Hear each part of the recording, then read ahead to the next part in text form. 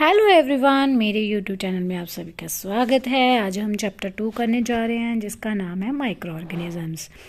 चलो आइए पढ़ते हैं। आपने देखा होगा कि हमारे आसपास छोटे छोटे अराउंड एक ऑर्गेनिजम्स होते हैं जो रहते हैं, लेकिन which we can not normally see. हम उन्हें नॉर्मली देख नहीं सकते, उसे हम बोलते हैं माइक्रो ऑर्गेनिजम्स एंड माइक्रोब्स। ये आपको 1 मार्क्स क्वेश्चन में आ सकता है और फिलिंग की ब्लैंक्स में भी आ सकता है, तो नोट करते जाइए साथ के साथ। जैसे फॉर एग्जांपल मैं आपको बताती हूँ कि एक जो ब्रेड का पीस होता है, जब वो स्पॉइल्ड हो जाता है, रेनी सीजन में मॉइस्ट हो जाता है, तो उसके सरफेस पे एक वाइट वाइट पैचेस बन जाते हैं। तो उसे हम जो ऑब्जर्व करते हैं, उसे हम कैसे ऑब्जर्व कर सकते हैं? मैग्नीफाइंग ग्लास में, ठीक है, माइक्रोस्कोप में कर सकते हैं। तो वो सड़ जाता है, उतना एरिया जो है वो सड़ जाता है। तो आपको ये जनरली पता ही है कहाँ से आते हैं ये पैचेस। चलो हम ये वाला भी टॉपिक पढ़ेंगे। Do you find tiny organisms moving around, के हमारे आसपास भी छोटे छोटे ऑर्गेनिजम्स घूमते हैं जो हमें दिखाई ही नहीं देते। These observations shows that water and soil are fully of tiny organisms, कि जो पानी होता है, मिट्टी होती है, उसमें भी छोटे छोटे ऑर्गेनिजम्स होते हैं। तो अब हम through not all of them fall into the category of microbes, कहते हैं कि उसको सभी को हम माइक्रोब्स नहीं बोल सकते। These micro organisms and microbes are so small in size that can not be seen with unaided I.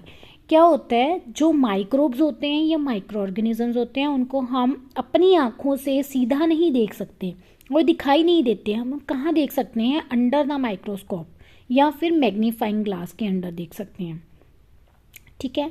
That's why these are called micro organisms and microbes, इसीलिए उन्हें माइक्रोब्स या माइक्रो ऑर्गेनिजम्स बोला जाता है।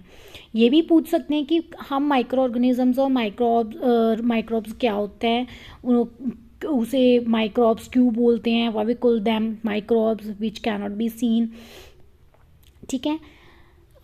जो माइक्रो ऑर्गेनिजम्स होते हैं classified into 4 major groups. These groups are bacteria, fungi, protozoa and some algae. तो ये 4 तरह के होते हैं। ये भी आपको 1 मार्क्स के क्वेश्चन में आ जाता है कि जो माइक्रो ऑर्गेनिजम्स के होते हैं वो कितने टाइप्स के होते हैं और कौन कौन से होते हैं। ये वाला क्वेश्चन नेक्स्ट बन गया आपका। ये इंटरनल्स में साइड बाय साइड आपको नोट करवा रही हूँ, नोट करते जाइए। नेक्स्ट आ गया viruses. Viruses is also microscopic but are different from other organisms. ये माइक्रोस्कोपिक तो होते हैं, इन्हें भी हम माइक्रोस्कोप से देख सकते हैं, लेकिन ये माइक्रो ऑर्गेनिज्म से डिफरेंट होते हैं। They however reproduce only inside the cell of the host organisms. जो होस्ट ऑर्गेनिजम्स होता है ना, मेन ऑर्गेनिजम्स, उसी में से ये प्रोड्यूस होते हैं सेल में से, which may be a bacterium, plant और animal. Some of the viruses are also shown in the figure we will see in next page.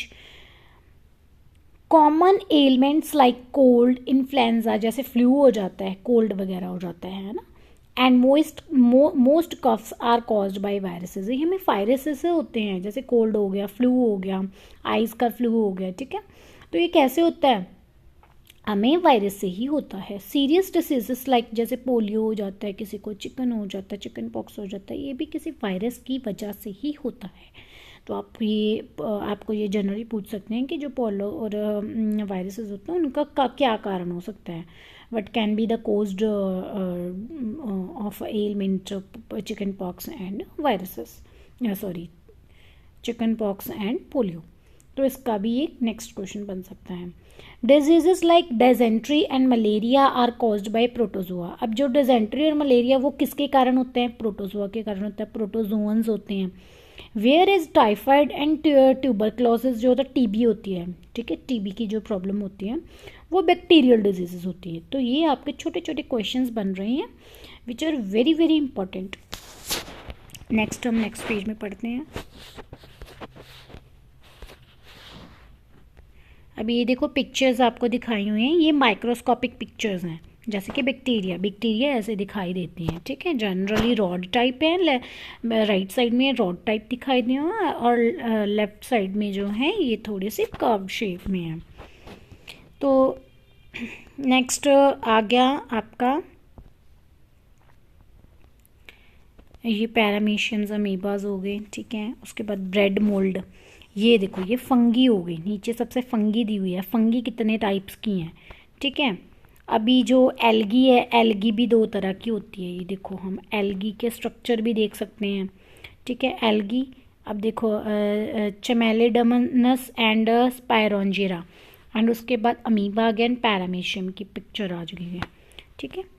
और उसके बाद जो है फंगी, फंगी भी देखो ब्रेड की मोल्ड कैसे दिखाई देती है, पेनिसिलियम की कैसे देती है, और एस्पेरिगिलस के कैसे दिखाई देती है, ऐसे दिखाई देती है। माइक्रोस्कोपिक पिक्चर्स नहीं है। ये आपको क्या कर सकते हैं teachers, they can put these pictures in the exams and they can ask कि ये कौन सी टाइप है, ठीक है। ये बैक्टीरिया है, एल्गी है, प्रोटोजोआ या फंगी है, ये कौन सी टाइप की हैं माइक्रो ऑर्गेनिजम्स। नेक्स्ट आगे friendly micro organisms. Friendly micro organisms जो होते हैं ना, वो देखो मतलब इससे पहले ही कवर हो जाता है टॉपिक से कि वो जो हमारे साथ फ्रेंडली होते हैं। Micro organisms are used for various purposes, they are used in the preparation of curd, bread and cake, जो हमारी मदद करते हैं किसी चीज़ को बनने में। जैसे कि दही से हम दूध से हम दही बनाते हैं, ठीक है। आटे से हम ब्रेड बनाते हैं या केक बनाते हैं। तो वो जो ऑर्गेनिजम्स उसमें पैदा होते हैं और उन्हें हेल्प करते हैं हमारी उस चीज़ को बनाने में, that are friendly organisms. They are also used in cleaning up of the environment. For example, the organic waste, जैसे कि वेजिटेबल्स पील्स हो गए, जैसे आपके किचन में थोड़े से छिलके होते हैं वेजिटेबल्स के, ठीक है। एनिमल्स के रिमेन्स होते हैं, ठीक है। तो वो उसमें भी छोटे छोटे ऑर्गेनिजम्स होते हैं जिनको वो गला सड़ा देती हैं, ठीक है, इनटू द हार्मलेस बना देती हैं उनको, unusable substances by bacteria. Recall that bacteria are also called in the preparation of medicines। और अब हम इसे ऐसे भी बोलते हैं, ये वाले बैक्टीरिया किस में यूज़ कर किए जाते हैं, मेडिसिन बनाने के लिए भी किए जाते हैं। In agriculture they are use to increase soil fertility by fixing nitrogen. अभी ये जो छोटे छोटे ऑर्गेनिजम्स होते हैं ना, अभी उनको सॉइल में क्यों मतलब होते हैं, क्योंकि ये सॉइल की फर्टिलिटी को इम्प्रूव करते हैं, उससे ज़्यादा फसल होगी, ठीक है।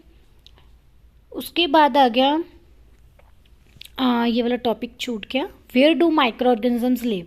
माइक्रो ऑर्गेनिजम्स कहाँ पे रहते हैं। Micro organisms may be single celled like bacteria, जैसे कि सिंगल सेल भी हो सकते हैं। सम एल्गेंट जैसे प्रोटोजोआ, ये भी पूछ सकते हैं कि एल्गेंट प्रोटोजोआ सिंगल सेल होती हैं या डबल सेल होती हैं, ये आपको क्वेश्चन में आ सकता है ट्रू फॉल्स में, तो आपको ये पता होना चाहिए। These are generally very very important topic, such as many algae and fungi multi cellular होते हैं, ठीक है। मल्टी सेलुलर कौन से होते हैं, एल्गी और fungi. They live in all types of environment में रहते हैं, ठीक है।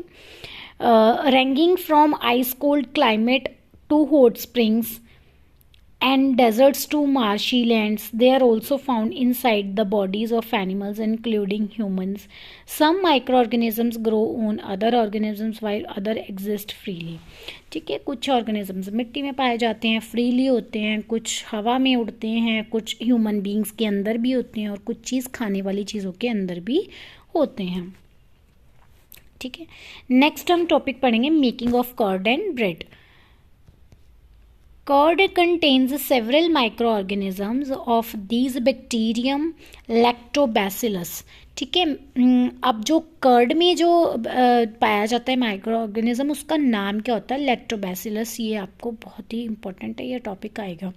Promote the formation of curd, यही दही को जमाने में हेल्प करता है। It multiplies in milk and converts into a curd. अब मिल्क में जब मल्टीप्लाइज होते हैं, मतलब जब ये बढ़ते जाते हैं, तो ये कर्ड में चेंज हो जाते हैं। Bacteria are also involve in the making of cheese.